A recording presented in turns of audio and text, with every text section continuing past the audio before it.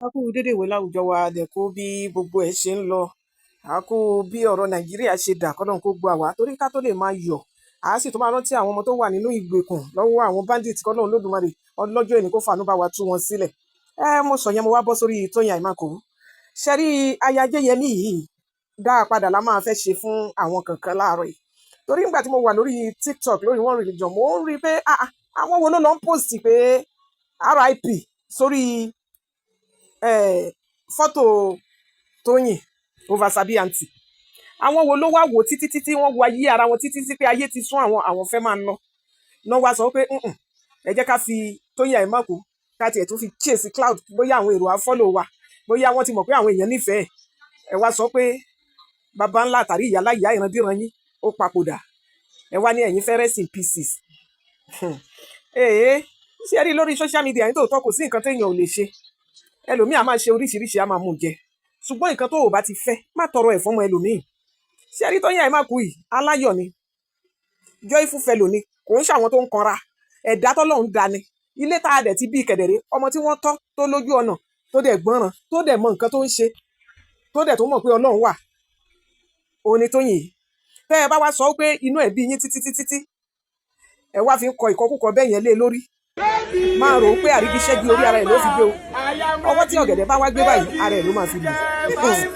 Oh my God mi ò pọ́fọ́ òwe Yorùbá ni èdè ìjìnlẹ̀ Yorùbá ni mo lò fún yín ni bẹ́ẹ̀ ṣe kọ́ sí orí ọ̀dọ̀ ẹ̀yẹn tí n bá ní kí àwọn ọ̀run bá yín kọ́ sórí ti yín báyìí á dàbẹ̀ ni pé a ṣépè fún yín mi ò dẹ̀ láìkè pé ṣùgbọ́n mi ò láìkì bí ìfẹ́ máa rí kí èèyàn fẹ́ máa fi ibi kó máa fi ro ọmọ làkejì ẹ̀. Ok ìwọ tó lọkọ kínní yìí sì tó bá rí ikú wà fèrègbè lẹ́yìn ọ̀kan bá sọ pé wà kú tèmi tọ̀la wà ní òun sọ pé máa kú I will not die but only wàá confess lóríṣiríṣi ṣùgbọ́n òun ọmọ lọ́mọ ọmọ ẹlòmíì oníṣẹ́ ní kó lọ fún wa kọ blessing sórí ẹ̀ ìgbà tó fi wín yẹn wọ́n fi wín fún ẹ̀ gbàgbé ẹ̀ nípa máa ní ìgbà tó fi wín nǹkan tó ń tọrọ fún ìwọ náà máa rí gbà lórí múvi àjọṣepọ̀ yìí mi ò fẹ́ sọ̀rọ̀ lé lórí lórí nǹkan tí mi ò fẹ́ ṣe sọ̀rọ̀ lé lórí ò ní wípé gbogbo actress àti actors tó bá ti kọ̀ torí nǹkan tó ń lọ ní Nàìjíríà yìí tí ò tiẹ̀ lè post sórí wọ́ ẹ̀ pé gẹ́gẹ́ bí abiyamọ mo máa bá tiẹ̀ lọ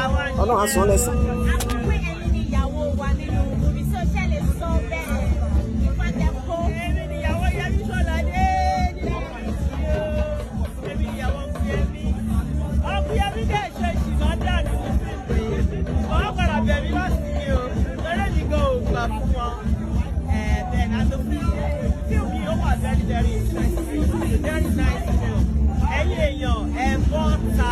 On the 28th, ẹ wá support gbogbo àwọn favourite tó wà nínú fíìmù yìí.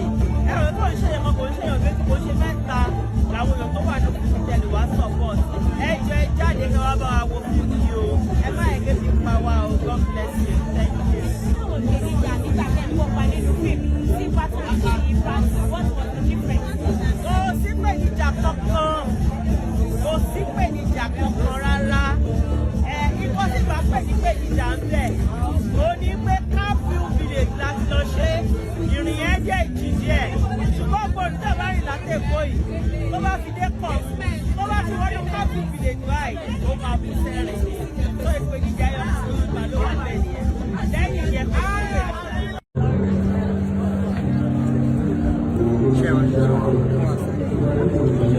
Mo ṣe ìbọn ìrìn àjò ìgbà ibẹ̀ mo dẹ̀ wá wà máa bá yín. Gbọ́ra lọ́wọ́ Ọlọ́run Tóyìn ò ní kúkú kíkú kan àníjọ kúkú ìyà